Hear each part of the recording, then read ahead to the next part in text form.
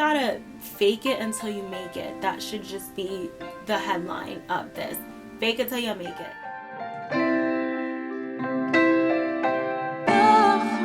Hey YouTube, welcome back to my channel, and if this is your first time seeing one of my videos, then welcome. My name is Ashley, and this is going to be the first kind of video I'm doing like this. Today I want to talk about something that I am passionate about: making money. I believe in having multiple sources of income. I have successfully and am still successfully navigating building my career and also building my supplemental income. Getting older, and once you start accumulating finances and bills and responsibilities, I've just realized that I always want to have multiple sources of income. I do have a passion for makeup. It's not my main source of income. Am I this rocking superstar? No, but I personally like to think that I have found success in freelancing, and I just want to share some tips. So I just want to get into everything first, and then I can give you a little bit of background on myself.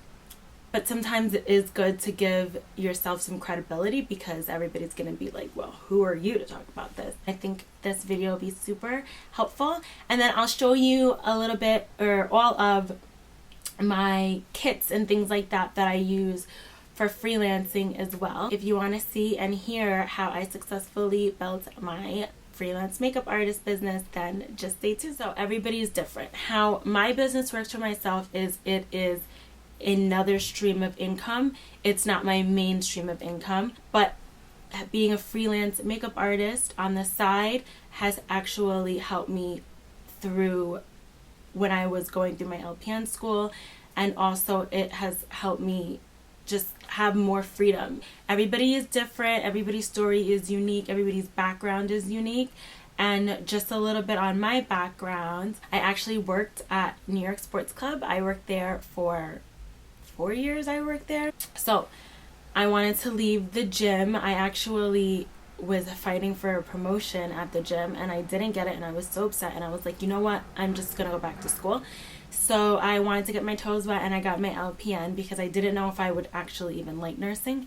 And simultaneously I was like, I don't want to stay at the gym. And I had a friend who was like, you are so good at makeup, why don't you try working at Sephora? And I don't know how it is now, but back then it was very difficult to get a full-time job at Sephora. To make a long story short, I ended up getting a job at Sephora, which I am actually really thankful for. It was one of the life-changing experiences that I went through. I went for my LPN. I did an accelerated program. It was exhausting. And then to just circle back to what I want to focus on in this video really is keeping up with my artistic side. I've always loved makeup, and I always was on YouTube. I was always looking at videos and tutorials. I still watch and follow my day one vloggers. Ended up taking this amazing journey. So it was like through a friend of a friend that I got the job, which I am still thankful for. It really does, I guess, pay to know somebody. And I was so nervous. I had no idea what I was doing. I applied as a makeup artist, and as my reference, I just put my YouTube on there. Looking back, I was like, oh my God, what was I doing? When I went in for my interview, I just expressed how I really wanted to represent women of color, and I really wanted to learn the art, because I just feel like, as in many things in life, women of color are highly underrepresented. I always want to represent myself in the best way possible, and I worked my way up, and I made friends with the girls. I worked with some awesome girls, and I mean, honestly, they were so talented, these girls. Well, they are so talented. It's not like they're gone, but I don't work there. A lot of them don't work there anymore, and so I just feel like taking advantage of an opportunity like that was amazing. So I was also in nursing school, in an accelerated nursing program at the same time working at Sephora. Basically, you had to be in school at Sephora. So I would literally wake up at 7 a.m. in the morning. No, I wouldn't wake up at 7. I'd have to be at Sephora at 7 a.m. to do Sephora University and to take some classes on how to do makeup. before I would actually be allowed at the beauty studio doing makeup. And you just work your way up, and then eventually you get to your cert and you become, a certified makeup artist at Sephora, and then you can start taking appointments. And honestly, I think it was a really good experience. If you're just starting out in makeup, I think that is a great place to start, even if it's not your full-time job, to do it part-time and to get the experience. And I know they don't always start you out at in color, it's called. You're in color. You don't start out as a makeup artist. And so you just do you got to do little minis. Everything is starting to come back to me. So you do little minis, and you just do an eyeliner mini, or you get a look that's going on, maybe it was smoky eye, and you can do minis where it's just eyeshadow, and you kind of build like that. And nobody really gets offended when you do minis because they're free and it's not like they're paying for it. And so you get to build your experience and get some practice in and learn some time management, because you can only spend 15 minutes with a client. And of course you get managers that are super cool, and so your friends come in and you just do a little more or whatever. No, it was experience of a lifetime, so whatever. So I had a lot going on, which is also why I feel like I didn't keep up with my YouTube, but this is all experience that I got to build on to build a business for myself. There's no 1, 2, 3, 4 steps. I guess I could do it. So step 1 would be to get some experience. Step 2, I feel like, is while you're getting experience, you're also building a base of clients and supporters. I would be nowhere without the people that support me starting at home. My family is amazing. And then there are your friends who just hype you up. They are there recommending you to people who are looking to get their makeup done. I have amazing friends, and I have to say that most of my clients, when I first started building my makeup business, was from people that I met at Sephora or through Sephora, and then people that were recommended through my friends. It's a little scary as a freelance artist because I was traveling to other people, because I just don't want random strangers at my house. It's very scary to be a woman, and I'll just say, to be a woman and going out to random people's houses, it's not the safest thing. So that's also very important to think about. And so takeaways from this, I would say, is to be motivated, be consistent, be patient, because success does not happen overnight. I've been going on 4 years doing this now, and I have done really well for myself, but I am not even anywhere close to where I wish I could be. I am currently still in school, so it's a balance of maintaining your sources of income, maintaining your business, staying relevant. So I think being a makeup artist, you can really have a lot of flexibility with your time and schedule. And I just feel like with nursing and with freelancing and doing makeup, I am using both sides of my brain, and I'm loving it. There's a lot to talk about, and I haven't even shown you. I want to go into so much. I want to show you my kit. I want to just talk about being safe and being clean when you're applying makeup, which are things that I actually learned from Sephora.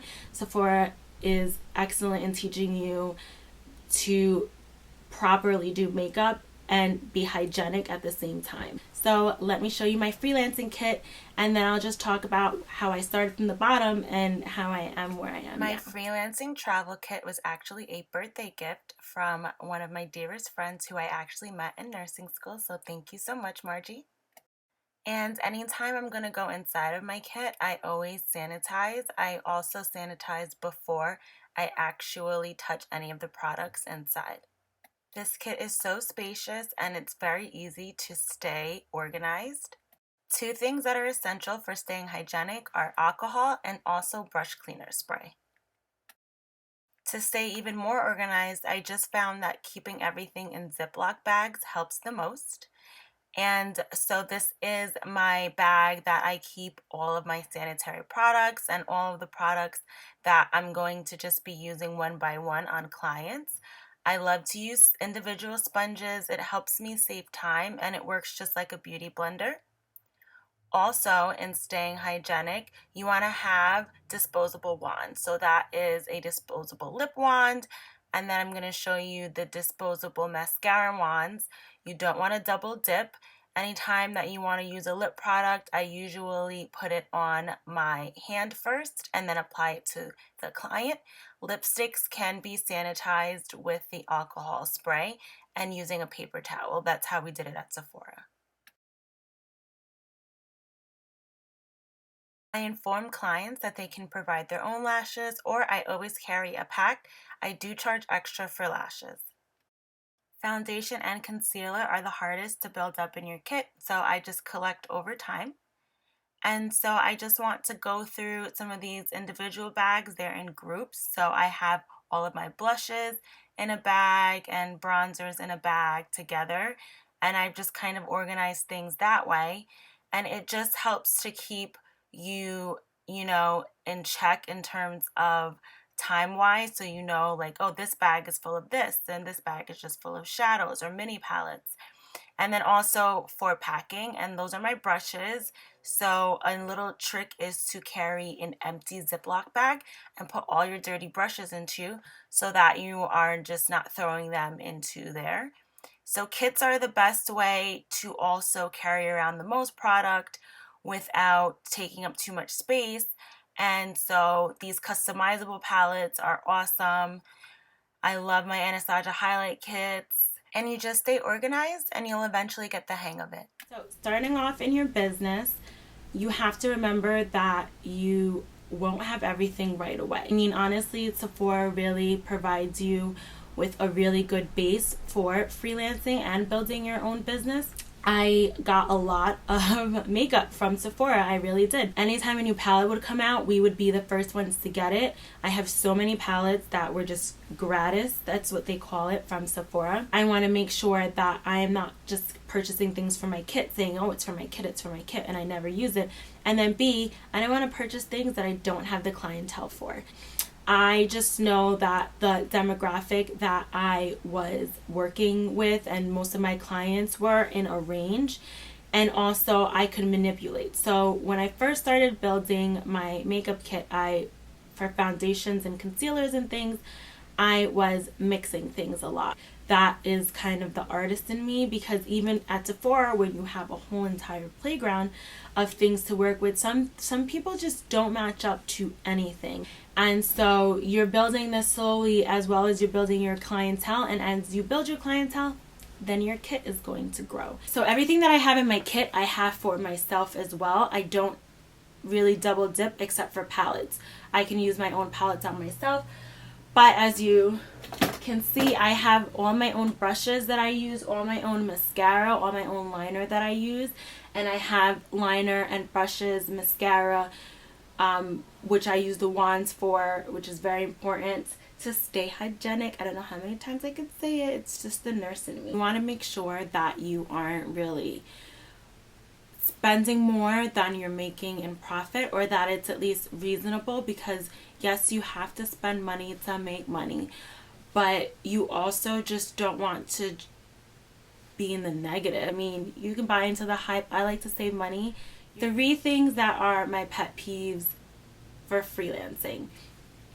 A is hygiene, which I spoke about. I'm crazy about hygiene.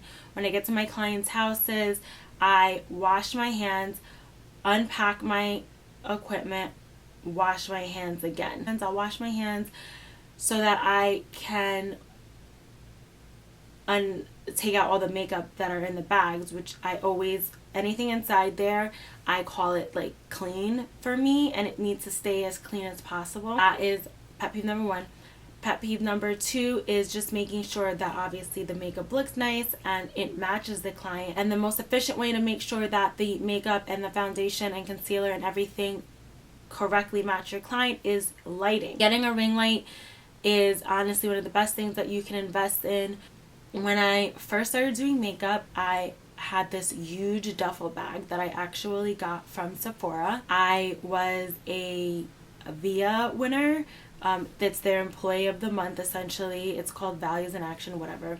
It was awesome. You got like a little gift, and you also got points for the Sephora company store where you could just buy like Sephora stuff that says Sephora, essentially. So with my points that I got from my 2-time employee of the month, I got a huge duffel bag, and it was perfect because I was just starting out on my freelancing business, and so I didn't have that much stuff. After the duffel bag, of course, when you work at Sephora, you just literally shop all the time. It was practical for a while, but there's just, and I mean, it's really spacious, and it has holders. I was struggling in carrying this and my ring light, so I had to get creative. And what I would do was this actually would fit inside of my carry-on suitcase that I would go on vacation with. All of this is in the name of saving money. I like made a basically ghetto little rolling kit, like traveling kit. She gave me for my birthday this year. I had just, like a few months ago, I just got this traveling kit case.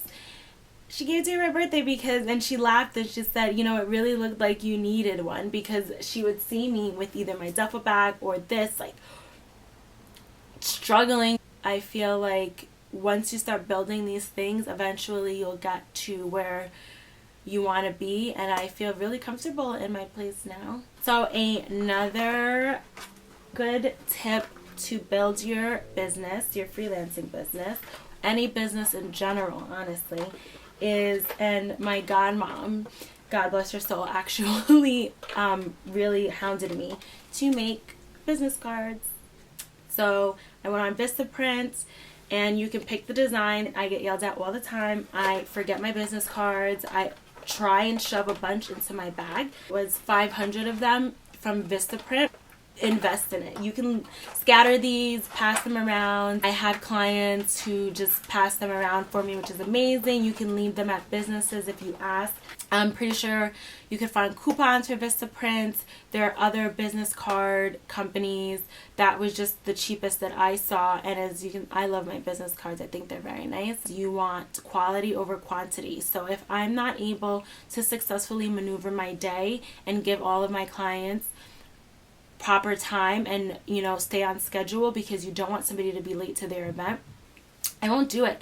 I'll simply just say, I'm sorry, like I'm booked, or can you do this time instead? So that's also very important when doing multiple clients, to remember that you're going to need time to set up. You need to take into account travel time, setting up time, and then breaking down and setting up between clients.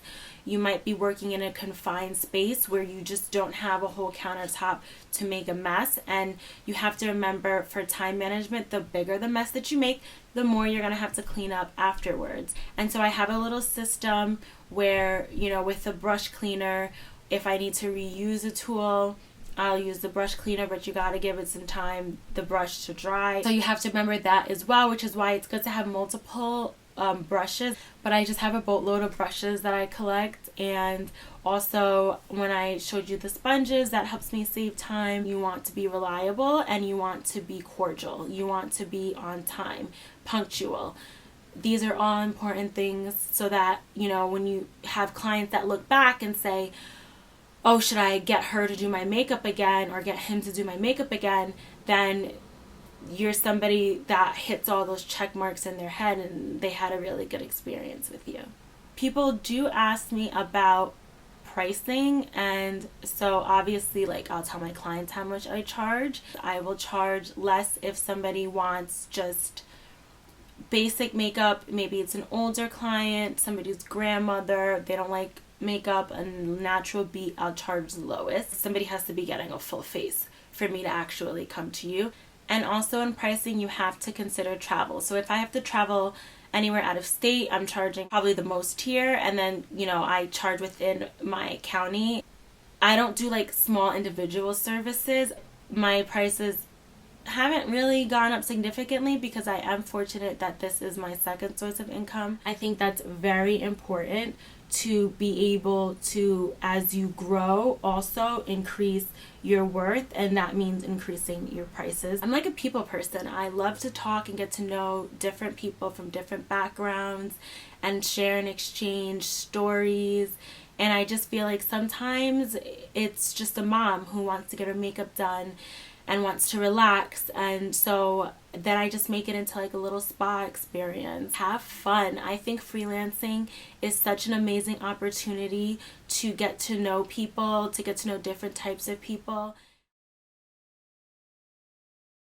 I wish I can grow and have a partner and have somebody that I can work with, because it's so much easier to work with someone actually if you want to take on more clients. I'm currently in school. I was just accepted into an accelerated bachelor's program for science of nursing, and so I will be focusing on that. So I've been a nurse and a makeup artist for about 4 years now, and so I've been fortunate enough, you know, to just save my money that I get from freelancing to do things that like to do extracurricular activities where my main income that comes from my job I put towards my bills, and then I save away because I won't be able to work as much when I'm in school. Like, just remember that you have to keep building and building and building and be consistent. I think consistency, you hear it all the time, is key. These are just like little tips and tricks. I feel like I know I was all over the place, but there's just so much. I wanted to do this video for so long. Thank you so much for watching. I hope that I answered a lot of questions. If you have any questions, then please feel free to share them down below. If you have any tips or advice for anybody, also feel free to share it down below. There are so many people in this industry that I look up to. I just feel like if you go into this industry being humble with an open mind, you'll have such a good experience. So please don't forget to like, comment, and subscribe to my channel, and I'll see you guys later.